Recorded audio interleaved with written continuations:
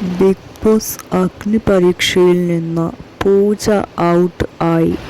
Judges തന്നെ പറയുന്നുണ്ടായിരുന്നു ടാസ്കിൻ്റെ ബേസിലല്ല, 3-4 ദിവസത്തെ ഓവറോൾ പെർഫോമൻസിൻ്റെ ബേസിസിലാണ് ഔട്ടാക്കുന്നതെന്ന്, പേഴ്സണാലിറ്റിയാണ് അവർ നോക്കുന്നതെന്ന്.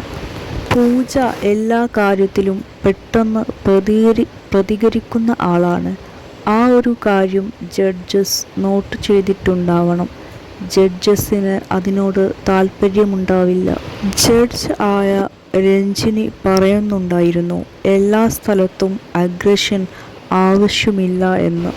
അതുകൊണ്ടൊക്കെ തന്നെ ആയിരിക്കണം പൂജ ഔട്ട് ആയത്.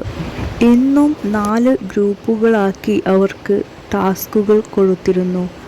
ടാസ്കിൻ്റെ അടിസ്ഥാനത്തിൽ പരാജയപ്പെട്ട ടീമിലാണ് പൂജ ഉണ്ടായിരുന്നത്. ആ ഒരു ടീമിൽ നിന്ന് 4 പേരെയാണ് ഇന്ന് ഔട്ട് ആക്കിയിരിക്കുന്നത്. ഇന്നലെയും 4 പേരെ എലിമിനേറ്റ് ചെയ്തു കഴിഞ്ഞു.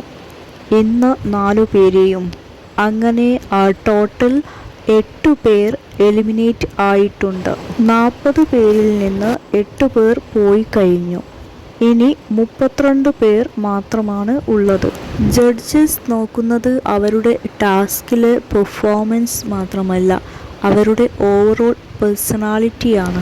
ബിഗ് ബോസിൽ പോയിട്ട് അവർക്ക് അവിടെ പെർഫോം ചെയ്യാൻ പറ്റുമോ, ബിഗ് ബോസിനോട് യോജിക്കുന്ന പേഴ്സണാലിറ്റിയാണോ, അതൊക്കെയാണ് അവർ ചെക്ക് ചെയ്യുന്നത്. ഒരു ബിഗ് ബോസ് മെറ്റീരിയൽ ആണോ എന്ന് തന്നെയാണ് ജഡ്ജസ് നോക്കുന്നത്. ഷോയുടെ മേക്കേഴ്സിൻ്റെ തീരുമാനം തന്നെയായിരിക്കും ജഡ്ജസിലൂടെ പുറത്തു വരുന്നത്. ഇത് ഷോ മേക്കേഴ്സിൻ്റെ തീരുമാനം കൂടിയായിരിക്കും. ജഡ്ജസ് എല്ലാ കാര്യവും നോക്കിയിട്ട് അവരുടെ പേഴ്സണാലിറ്റി വളരെ നിരീക്ഷിച്ചിട്ടാണ് അവരെ ഓരോരുത്തർക്കും പെൻഡൻറ്റ് നൽകുന്നതും അതുപോലെ എലിമിനേഷനിലേക്ക് ഇടുന്നതും. നല്ല പെർഫോമൻസ് കാഴ്ചവെച്ചവർക്കാണ് പെൻഡൻറ്റ് ലഭിക്കുന്നത്. ജഡ്ജസ് പറയുന്നുണ്ട് ചിലരെയൊക്കെ ഞങ്ങളിവിടെ കാണുന്നേയില്ല എന്ന്, അതായത് അവരുടെ പേഴ്സണാലിറ്റി കാണുന്നില്ല എന്നാണ് ഉദ്ദേശിച്ചത്, അല്ലാതെ അവർ ടാസ്ക് കളിക്കുന്നില്ല എന്നല്ല. എല്ലാവരുമായിട്ടും ഇൻറ്ററാക്റ്റ് ചെയ്യുന്ന വ്യക്തികളെയാണ് അവർ നോക്കുന്നത്. അതുപോലെ എല്ലാ കാര്യങ്ങളിലും ഇടപെടുകയും തൻ്റേതായിട്ടുള്ള അഭിപ്രായങ്ങൾ പറയുകയും ഒക്കെ ചെയ്യുന്ന കണ്ടസ്റ്റൻസിനെ ആണ് നോക്കുന്നത്. പൂജയുടെ കൂടെ മറ്റ് 3 പേർ കൂടി ഇന്ന് ഔട്ട് ആയിട്ടുണ്ട്. പൂജ വളരെ നന്നായിട്ട് തന്നെ തൻ്റെ അഭിപ്രായങ്ങൾ തുറന്നു പറയുന്നുണ്ടായിരുന്നു.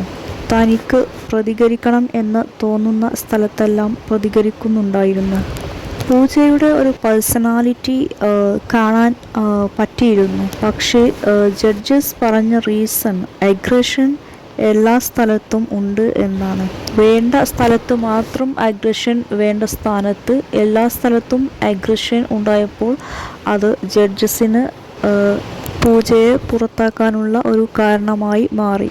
പക്ഷേ എല്ലാ കാര്യത്തിലും അഭിപ്രായങ്ങൾ പറയുന്ന ഒരാളെയല്ലേ ബിഗ് ബോസിലേക്ക് വേണ്ടത്. തൻ്റെ നിലപാടുകൾ ഏത് അവസരത്തിലും പറയുന്ന വ്യക്തിയെയല്ലേ ബിഗ് ബോസിലേക്ക് സെലക്ട് ചെയ്യേണ്ടത്. ഇത്തരത്തിലുള്ള ചോദ്യങ്ങൾ അവശേഷിപ്പിക്കുകയാണ് പൂജയുടെ എലിമിനേഷൻ.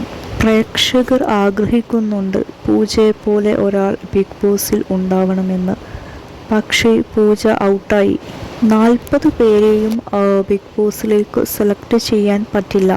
4-5 പേരെ മാത്രമാണ് സെലക്ട് ചെയ്യാൻ സാധിക്കുക. അതുകൊണ്ട് എലിമിനേഷൻ ഒരു നിർബന്ധമായ കാര്യം തന്നെയാണ്.